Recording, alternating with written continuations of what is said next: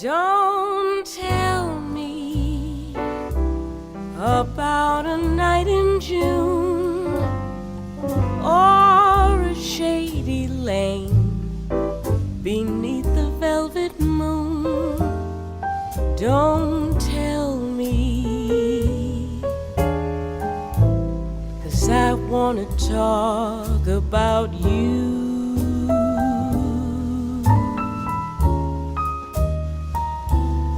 Don't mention that waterfall or that grassy spot where crickets softly call.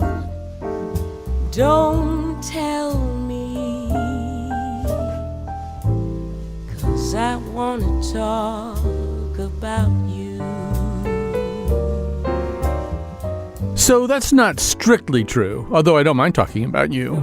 But I'm also willing to talk about almost anything, including crickets and waterfalls. The number is 888-720-WNPR. That's 888-720-9677. This is Ask or Tell Me Anything, and you can just call in and you can do that. You can do what the title suggests. I was actually just sitting here. I did a thing I don't typically do, which is I opened up a Mr. Carp envelope. Mr. Carp envelopes are just full of things that I could write a pretty good thriller, I think, about Mr. Carp envelopes. Because Mr. Carp was like the smartest person in college in a hoity-toity environment where there were a lot of smart people. And then he did extremely well in his professional life. And now he's kind of semi-retired. And he sends out these envelopes full of things that he thinks are important. And they're mysteriously underlined. They're all clipped out of publications and elaborately stamped. Mr. Carp likes bunny stamps in particular. Bunny stamps, I think, are 1-cent stamps. And I feel like a message is being sent sometimes that I don't understand. I'm not smart enough to put this whole thing together. But if I were to put the whole thing together, I would know a lot of things. Or I would see how certain things are connected and why they're important. And I think, actually, if the balloons and the stuff in the sky, if it turns out to be UFOs, I would give them some Mr. Carp envelopes to take home. I think they would, they might want to really go over this stuff. All right, so let's try some phone calls here. I have a lot I want to say about those things in the sky, but it could be that I never get to say any of it. So here's Eric in Cheshire with a subject, I think, that speaks to my current condition. Eric, what's on your mind? Colin, I've been reading an interesting book titled Evolution Gone Wrong by Alex Bezerides, who is a comparative anatomy professor.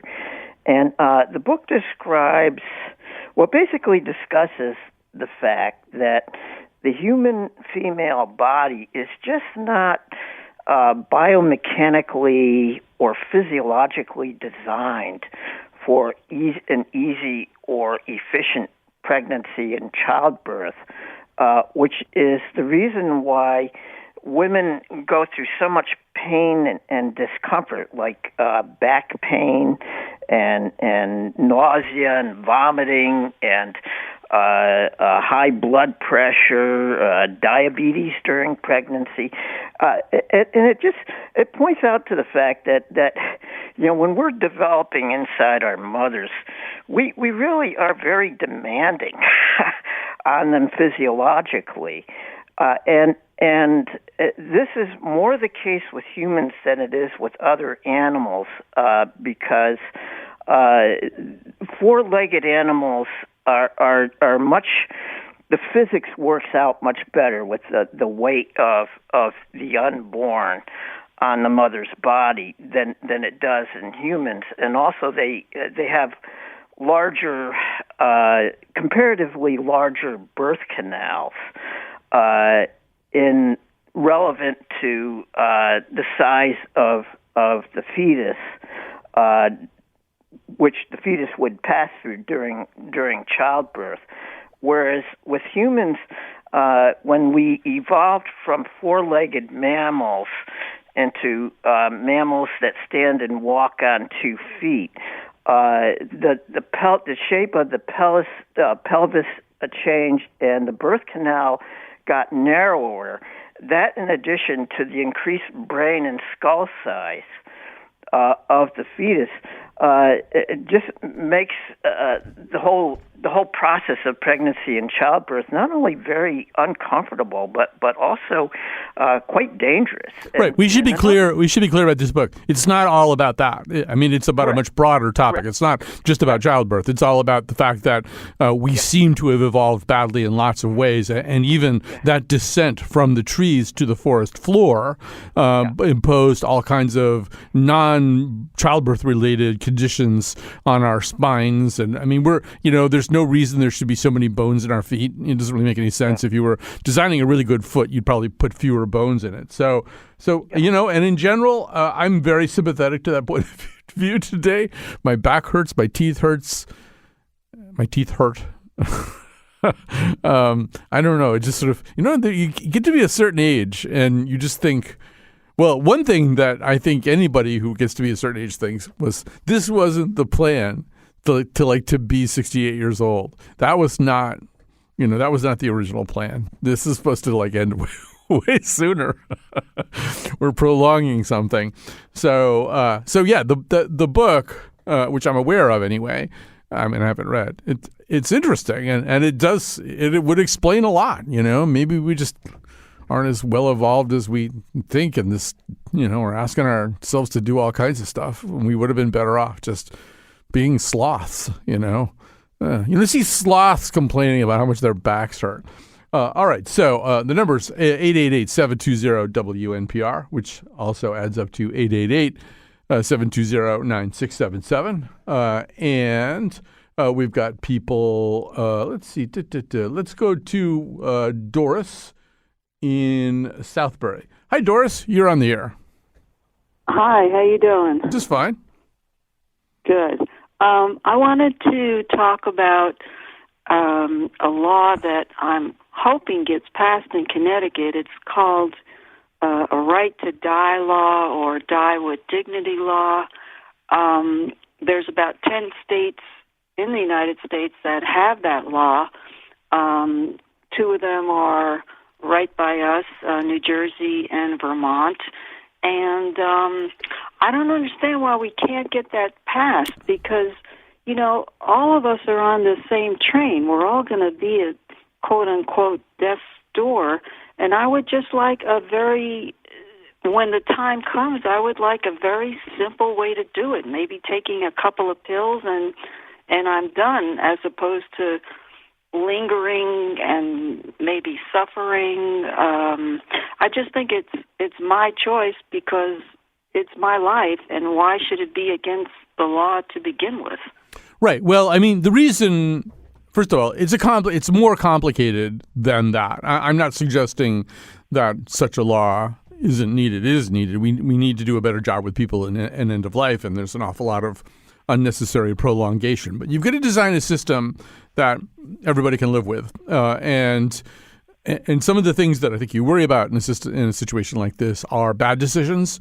For example, I mean, I always feel like the greatest favor to us in this particular sphere, I think I've said this on the show before, but was done by Jack Kevorkian because he was so horrible, So the real big pioneer in so-called assisted suicide was this guy who, as far as I'm concerned anyway, was way out of control. And so the first publicized instance of him assisting somebody was a woman named Janet Atkins, who I think was maybe in her late 50s, something like that, had been diagnosed with early Alzheimer's. But, she played a set of tennis on the day that she died. And often when people get a bad diagnosis, an alarming diagnosis, they go into a depression. There often are things that can be done in terms of counseling, in terms of support groups, in terms of medical interventions that can make the person wind up feeling a little bit better about their lives, maybe extend their sense of life engagement for another 5, 6, 7, 8, 9, 10 years. So you want to make sure that doesn't happen. You want to make sure that in a moment of despair, somebody doesn't do something that can never be taken back. And, of course, the other thing you need to do is sort of figure out how you protect providers who don't want to do this. Because I don't think you can set up a situation where all doctors have to engage in this, because there are a lot of doctors who are just not going to be comfortable doing that. But, I mean, you can make a good bill It's been hard in this state. This may not be the case anymore, but for decades, the impediment to, we were very late in the state of Connecticut to get living wills. Just the simple thing that you now do, an advance directive, whatever you want to call it. I don't want this, I don't want that, but I do want these things, and they can be very specific. I've known people who, specify what they want on the radio in their room if they're non-responsive for a while. But we didn't have anything like that, particularly the stuff that discusses when it is that you don't want heroic interventions anymore, because the Catholic Church was very opposed to it. They had a very effective lobbyist up there. And for, years, maybe decades, they were able to block that bill. I was a young reporter up there in 1979 and watched that happen, watch one of those bills get beaten down. So I think we were a little slow, to grow in this area. And I agree with you that we can have a good bill, but I want a good bill. I don't want you just to be able to sort of take two pills and die, before you've had some counseling, before, maybe you've explored everything. Because, we often do get very depressed and desperate, and you can make a big mistake. Well, I hear everything that you're saying, but I don't know, a couple of things come to mind. First is, why does there have to be a law in the first place? Because once there's a law, then people either go with it or they break it. If I don't know that I have to get counseling if I decide, okay, I'm 95 years old. I think it's time. It's been a good run, and I think it's time. Why can't that be my choice? Why would I need counseling? It's an individual choice that you make. Now, some people, you don't want to make that choice. You want to go to the end no matter what the end looks like. That's fine. But why can't we have the other choice? I've had enough and I'm done. Give me, it doesn't have to be doctors involved. I wouldn't need them. Just a couple of pills that you mix this, you mix that, and then you're done. Well, it seems to me it would be very simple if maybe we didn't even need the law to begin with, because that means you're almost prodding people to break it. Well, you have to make up your mind about this. Either you want the law or you don't. Right now, okay. you can take your own life. People do it all the time. I don't recommend it. Right. If anybody's listening right now and having thoughts like this, please call an emergency hotline because one of the reasons, like we in broadcasting, typically if a topic like this comes up and comes up out of the blue, we give out a crisis line number because people do impulsive things. They just do, and it's, we have to be super, super careful. And so anybody even listening to this conversation and thinking that it somehow or other applies to them, please call a crisis line. Yes, but it is. You don't need a law. You could do it right now. There are things out there that you could probably, stockpile and use and stuff like that. And I'm sure there's like DIY stuff online that you could look and figure out. What's being asked for is a more formalized process where you don't have to go to the dark web. You don't have to go to the weird side of town. You don't have to figure it out yourself. There would be a way. There'd be a pipeline. There'd be a line you get in for this. But if there's a line I can go with that. Yeah. Yes. I can go with that. If there's a line you're going to get in for it, though, then there are going to have to be guardrails. And I think it does make sense for there to be guardrails. So it does seem like, just talking to a few legislators before the session started, it did seem like there was more momentum for this than there maybe has been in past sessions. This really might be a year where this law gets passed. But I think, you do need a system and a process and a good one. I don't think you can just snap your fingers and have this kind of thing in place. If you want the state to be involved, if you want the state to be involved, then they're going to have to create a system for it. And it's going to have regulations. The state just doesn't do things any other way. And I think in this instance, it's actually a good idea for the state to be involved. If there's going to be a law that says you can do this. All right, 888-720-WNPR. There are going to be more radical thinkers who don't agree with me about that, but 888-720-9677. In fact, I was talking to my producers about this yesterday.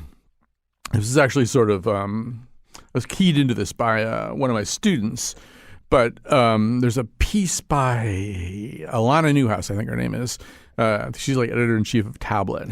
And she contrasts two ways of thinking about the world, one of which she calls brokenism, and the other one she calls status quoism, I think, or something like that. Anyway, and it's the wrong name. She needs a new nomenclature. Brokenism's fine. And the brokenism basically says, look, people who are brokenistas look at institutions, they say, this is broken, let's get rid of it. This doesn't work, so let's get rid of it. And the other group, who should not be called status quoistas or something, they should be called like mechanics or something. And I think I belong to this group. They say, this isn't right, let's fix it. And I mean, this is especially true in our attitudes towards the functions of government. It's the difference between defund the police and fix the police. I'm definitely, I want a society with functioning institutions. I don't want to get rid of institutions just because they're not functioning well. I want to fix them. But there are, radically different attitudes about that. And there are, I think, brokenism, I think, was part of the impulse behind Brexit. It was like, this doesn't work. We don't like this. We're getting out of this. We're done. And look how that worked out. All right. Our numbers, 888-720-WNPR. 888-720-9677. Looks like maybe Jesse's call might tie in a little bit to some of the things that were just being discussed here. Hi, Jesse. You're on the air. Hey, yeah, you're right. That does kind of tie in. That woman really jarred our brains, I think, especially mine. I worked for Mobile Crisis, Wheeler Clinic, and I was just leaving a school where a kid was expressing really low thoughts, low self-esteem, and, bottom of the barrel thoughts, and to be able to sit there with that child and hear them and help them, I guess, locate that piece of them that wants to continue on is like this just amazing job that I get to have. So that's what I call it. Yeah, well, say a little bit more about that too. I mean, first of all, I guess the number we give out these days, by the way, for stuff like that is 211. You may have a better number than that, but it also seems like part of your job is also figuring out what's the real threat level here? Is this kid having a bad day? Is this kid just doesn't want to be in school at this moment and is willing to say almost anything? Or is this real ideation that should alarm people? But I'd love to know a little bit more about what you're seeing and how you think about it all. Yeah, no, so you're exactly right. It's kind of a deterrent program, as in, does this kid really need to go to the higher level of help? Mm-hmm. Or is this kid got the skills and supports in place to be able to make it through this uncomfortable situation, regardless if it's not wanting to go to school or if it's, dreading going home to try and, they have restrictions from being able to play Fortnite, Yeah. So helping them get through that is it's basically listening to them. It's given that opportunity to hear them out and hear their perspective, and then, maybe ask of them to view other people's perspectives. So it's good. It's when schools are overburdened, basically, with trying to help out kids in these times. They call for us to help with that assessment, and for us to be a functioning team, we really have to go in there with that, like kind of what you said, mechanic mind. Before this, I was actually a mechanic for Volvo, so it kind of really correlates with that last conversation you had. So. Right. You just don't pull the car over and unscrew the license plate and walk away. You try to do something with it. Let me ask you one more question, which is, I think there's sort of a general sense these days that as we've been through the pandemic and some of the other stresses that attended the last 2.5, 3 years, that this has fallen really, really hard on adolescents, on middle school and high school kids. I don't know. Do you have that sense? Is just volume way higher? I'm new to it, as in I've only been in it for a few months now, but it's definitely, the volume is up. It's been busy actually since the Super Bowl. It's been really busy. I've been very busy for this entire week.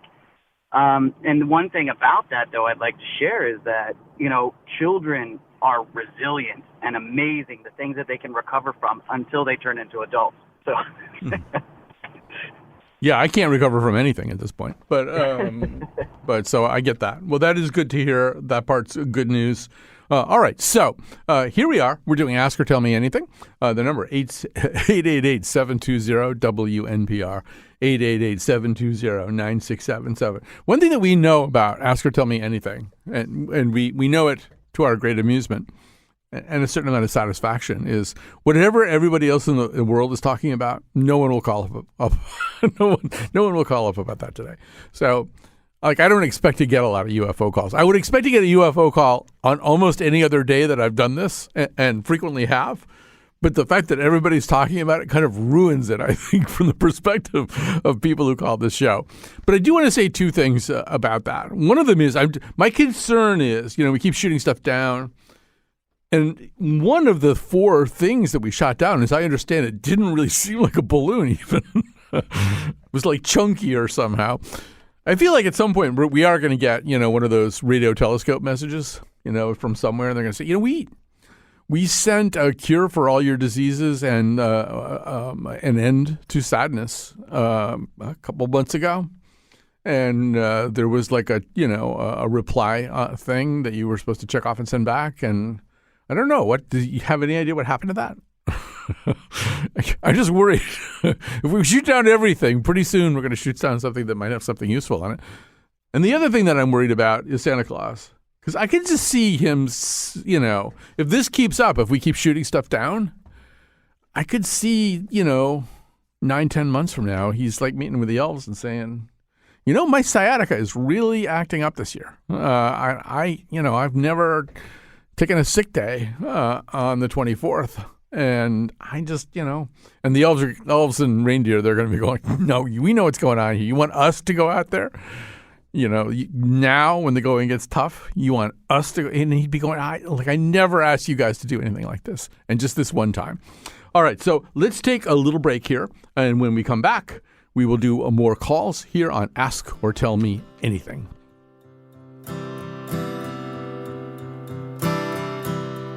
I don't know where we were going, but Rosalita was on the radio. I was drumming on the dash and she was whistling to the saxophone. We never promised each other, but when you only have the summer, it's almost like September says.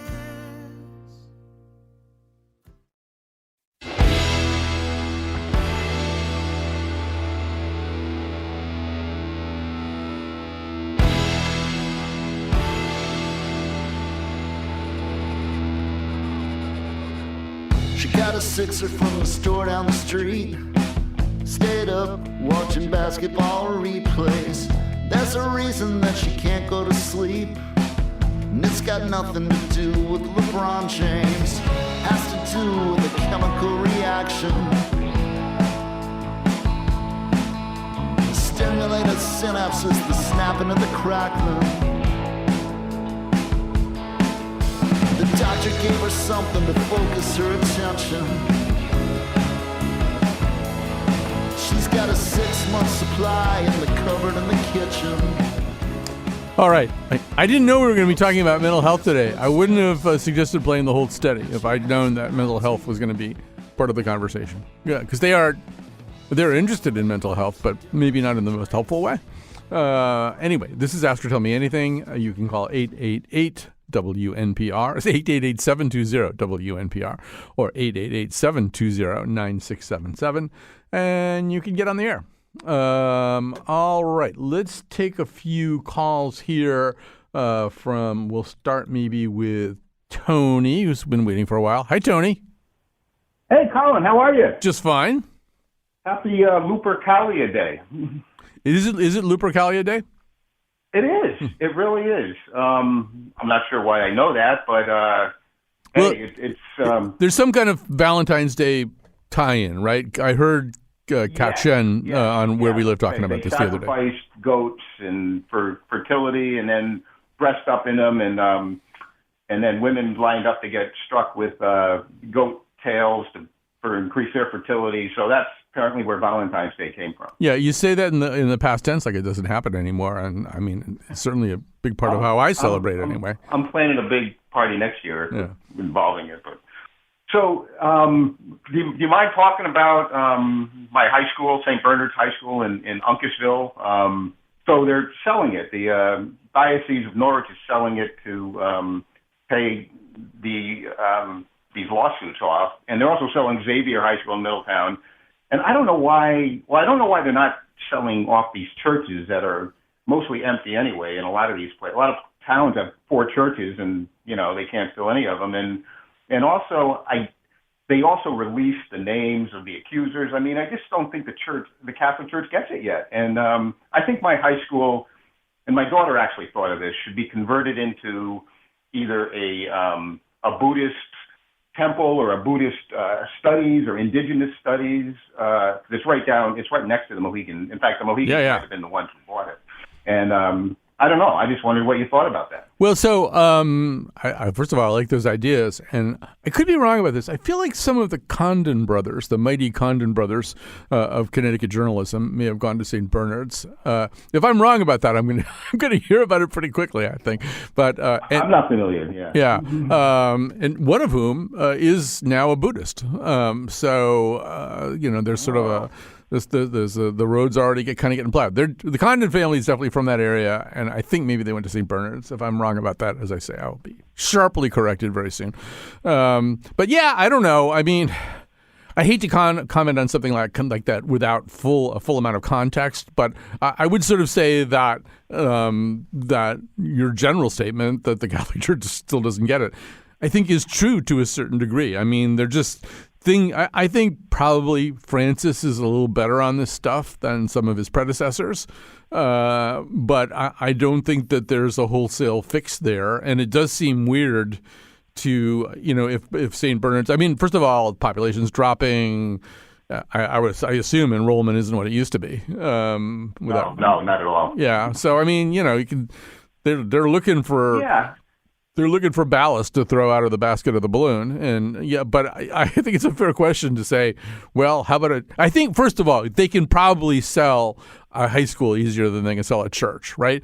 Repurposing a church is not going to be super easy. But you already came up with 2 or 3 ideas about how to repurpose a high school, and you're just getting started. I mean, it might be a tear down, but I bet you a tear down in a high school is easier than a tear down. I bet you there's a whole lot of issues that come up when you start trying to tear down a church. So knowing Colin, absolutely nothing about this, that's my contribution. Yeah, go ahead. Segue to the Knights of Columbus, who are another. I mean, I'd love you to do a whole show on them because I think they're almost a cult in a way. And I think what they've done, they are apparently heavily behind a lot of what's transpired to end up Roe v. Wade being thrown out. And they did it very subtly and now they're celebrating, but before that they kind of kept it very quiet. And the guy that runs it, he's kind of an interesting character. I just think it's one of those things where if you dig into it, it's a little weird. And the Knights themselves, I was a Knight for a while back in the day because cheap drinks, but God, not anymore. And they closed the one in London, which was one of the earliest ones. So again, I don't know what your thoughts on the Knights of Columbus are. I know you're in New Haven a lot, so I just thought you might have some thoughts on it. Right. Well, you certainly haven't really, created the kind of atmosphere where the Knights of Columbus would now want to do a show with us. But sorry. But that's okay. This has come up from time to time, and we have actually talked about the Knights on the show. I can't remember under what circumstances. I don't know. First of all, I'm always fascinated by religious topics. I'm ready for almost anything. But all right. But I would also like to say that it was not me who used the word cult. All right, I did not say cult. That was Ed. So hold your calls on that. Or Tony. Sorry, not Ed. Tony. All right. So, all right. Let's take a look at Tom in Wallingford. Hi, Tom. Hello, Colin. How are you? Okay. Just because it's anything goes days, I thought I'd ask if you could wouldn't know why any state, but in our particular case, Connecticut, would have it mandated that winners of lotteries have to come forward and reveal themselves. We live in a time where basically anything goes, and I think we're much more at risk these days than we have been in the past, and I'm wondering why something like that would still be on the books. Yeah, any ideas on that? I don't know the answer. I can guess that the answer is that the transparency, particularly when you're talking about such large sums of money, the system only works if people have faith in it and believe in it and don't feel as though it can be easily gamed. And so having a system where you don't say who won and don't allow people to know those kinds of things.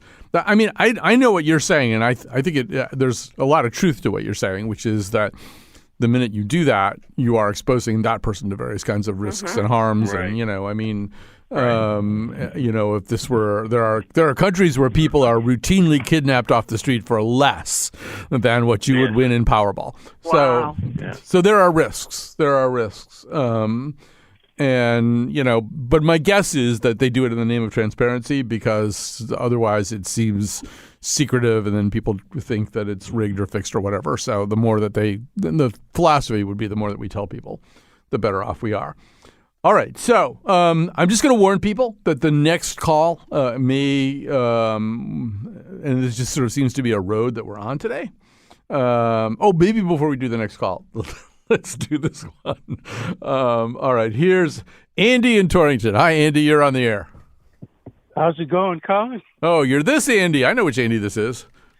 I can confirm that Garrett Condon went to St. Bernard Boys High School in Uncasville. Oh, yeah. So, and so we know then that, the whole sort of St. Bernard's to Buddhist thing is, it can be done. And so anyway, thanks for the fact check. Okay. Or whatever we would call that. All right. So I'm going to, once again, kind of set this up a little bit. So we did have some conversations earlier in the show about right to die and about the risk in cases of right to die with somebody doing something precipitous without fully understanding what all their options are. And it's always incredibly sad when someone does that. So I think this call is a follow-up on that. And I'm just sort of warning you if you're triggered by this kind of stuff or you should be aware. And we will also give out some of those hotline numbers again in just a second. But here's Ed in Hampton. Hi, Ed. You have the floor. Hi, Colin. I called in because, the conversation was sort of going towards, you can kind of do this on your own and in not a systematic, organized way. This is, this suicide. And so I have two horrible stories, warn you. One is that I'm a contractor. I had a technician, a service guy who was going to come and look at a furnace in an unoccupied house for me. And he insisted that I be there to let him in the house. When he got there, I was a little bit PO'd because it took time out and it didn't seem necessary to me. He said that he had a prior customer, standing customer, who called him for service on his furnace at his house. And when he got there, the guy had shot himself in the basement. Oh, dear. When he walked down the cellar stairs. And apparently this particular former customer didn't want his family to find his body. Mm-hmm. So he set up this contractor. Yeah. So I totally understood that. Story number two is a friend of my sister's. Her sister was dying of cancer, and it was known, and it was, the diagnosis is right there. They had a, get together with family and close friends. They drank wine. She drank her cocktail or took whatever she took, went to sleep, and everybody left except for the sister who stayed in the house with the body. Well, sometime after midnight, the, not yet dead sister started to breathe. Mm-hmm. And the surviving sister was running around frantic, looking for meds, and ended up finishing the deed. Mm-hmm. Again, these are so it's the whole idea that you can just sort of do it kind of on your own. It's like Oh, yeah, no. And that's the reason people want a bill. First of all, before we say anything more, I do want to give out the best number, 888-273-TALK. That's 888-273-8255 if you're having suicidal thoughts or this is resonating with you in some kind of weird way.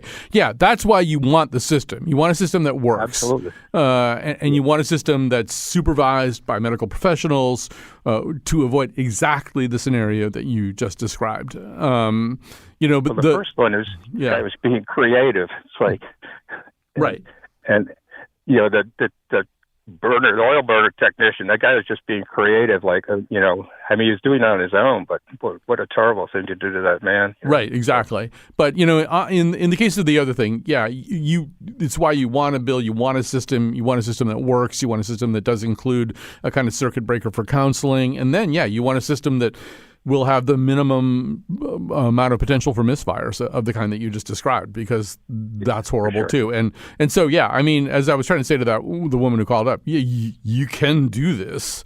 People do it. The reason to have a bill and the reason to have regulations that go along with it and the reason to debate the bill. And I totally get it if people feel it's taking too long, too many sessions passed. That's the way legislation works, though. Typically, a bill has to be proposed. If it's a kind of a game-changer bill, it has to be proposed a bunch of times, and it gets debated. It doesn't get out of committee the first 2 times, and maybe it gets out of committee the 3rd time, but it dies in one chamber or the other. And, it just takes a while. But one of the reasons for that, there's some bad things about that, but one of the reasons is you don't want to pass a bad law. You don't want to pass a law that's inadequately worked out. So anyway, thanks for your call. And yes, I say there is. I'm also hearing that 988 is a number that you can call about these things. But if anybody's listening, anybody's thinking about this stuff, never do anything precipitous. There are almost inevitably other ways to look at the situation that you're in right now. So let's take a little break here. Thanks for your call, Ed. And we'll take a little break here, catch our breaths, and do a final stretch. You never see me dying on screen or microscope. I'll be the first to laugh it off, to not be the butt of your joke. Let me make a mistake, it'll pay for its own cost. 'Cause regret is like an infant that won't let you sleep it off.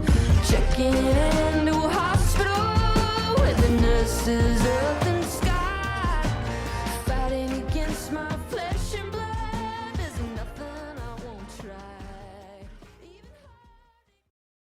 We are back. Thank you so much for listening today, and thanks to Kat Pastor. She's our technical producer, the person kind of making the whole thing hum here, and the phone stuff and the telling me stuff that I don't know stuff is all being handled by producer Jonathan McBance. So thanks to both of them for all that. By the way, I think we've decided that 988 is the most up-to-date number to call if you're having thoughts or if you're you or someone you know is having any kind of suicidal ideation or in some kind of other crisis. 988. So also want to mention tomorrow is a show on nominative determinism. That's the idea. There are other names for it. Aptronyms is another term. It's sort of when your name seems to fit your profession. This all gets started because I was writing a piece about bird feeders and I discovered the existence of an ornithologist named David Bird. And I thought, well, that's nominative determinism right there. And so I believe we're going to be interviewing David Bird. We're going to record an interview with David Bird right after the show today. And we will be featuring that and many other things tomorrow on our nominative determinism show. And then on Friday, because Mr. McPants will not be around to produce the nose, we're going to be around our 49-minute consideration of the life and times of Liam Neeson. And if you didn't hear it the first time, I can promise you an elevating and exalting experience because we are a show that has special skills. All right, so we're back to taking some phone calls. We got some people waiting here for a while. Okay, I'm going to have nothing of any use to say about this, but Lindsay from Coventry's been waiting for some time, so let's have this conversation anyway. Hi, Lindsay, you're on the air. Hi, Colin. Thank you for taking my call. So I wanted to talk about Governor Lamont's proposed budget. Mm-hmm. The the highlights, I think, that the headlines on the budget tend to be, there's a surplus and there's a proposed tax cut, but it also includes pretty significant cuts to the University of Connecticut and UConn Health. And my understanding of the numbers is that 30 years, I should also say, full disclosure, that I'm a UConn employee. Mm-hmm. So that's why I have some numbers and a vested interest. Right. But 30 years ago, that 50% of a student's tuition was funded by the state, and that we are currently at 26%, and that the proposed cuts would bring us down to 25%. And I know 1% doesn't seem like a lot, but it's more the narrative of the chipping away that I'm interested in. And the question that keeps coming up. I was at the student rally at the Appropriations Committee at the Capitol today.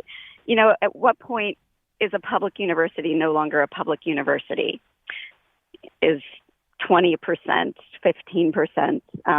And I guess that's the question that I'm really chewing on, and I'm wondering what you think about that. One thing that I don't have time to look up, but I think would be interesting to know, is what the actual tuition number what was 30 years ago and what it's increased to today. My guess is that it's increasing way faster than inflation or almost anything else that you could try to index it to.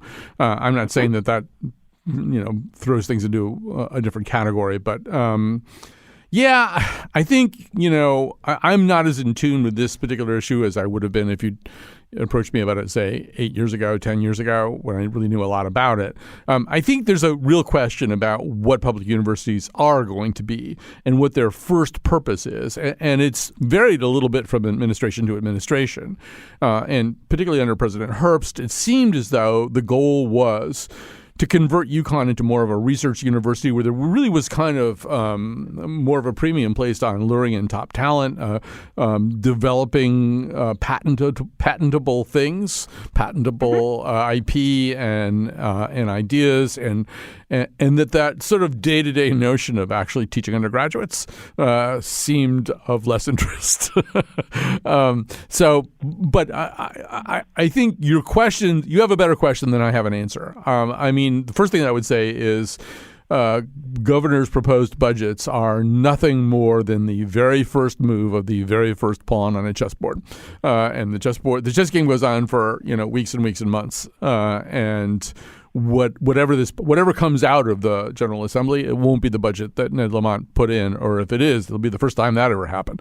So I don't think, I think you're right to want to discuss this and discuss your concerns and your interests and everybody else's interests and what the stakes are. I don't know what the right answer is. And I also know that it's very tough to propose cuts at a time when you do have a surplus and some money in the rainy day fund. Although one thing I can tell you is that absolutely everybody within breathing distance, close enough to fog the panes of the windows of the state capitol, has a plan for that money. It's just not all the same plan. Everybody's got a great idea how to spend all this money. Yeah. Almost nobody has a great idea of let's actually save some of it because it's called the rainy day fund for a reason.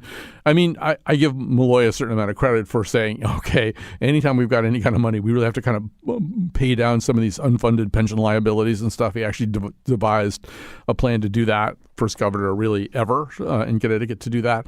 So I don't know. I don't have a good enough kind of fly spec view of the books at UConn right now. My guess is that Lamont